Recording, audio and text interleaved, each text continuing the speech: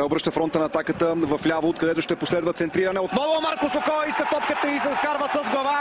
Прекрасен гол във вратата на Адам Стаховяк. Ето как при първата си по-сериозна атака червените успяват да открият чудесно центриране към Марко Сокол. Матча, вижте, прекрасно центриране от дяла момента, в който защитниците на Ботев Пловдив подцениха ситуацията. Няма какво да хвалим прекалено много, но класата си е класа. Никой не посяга там.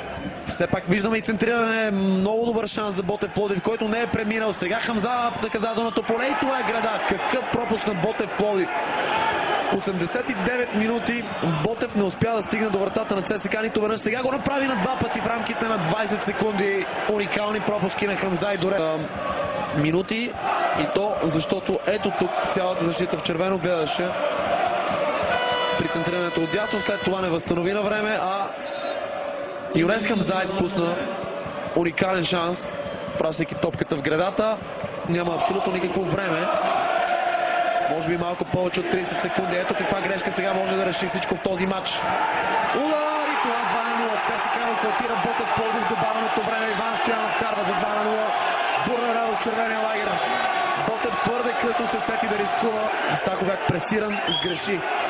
Тук имаше футболист засада, който демонстрира, че няма да играе с топката и я остави за Иван Стоянов. Подаването бе на Иван Маркович, а Гуидо Дивани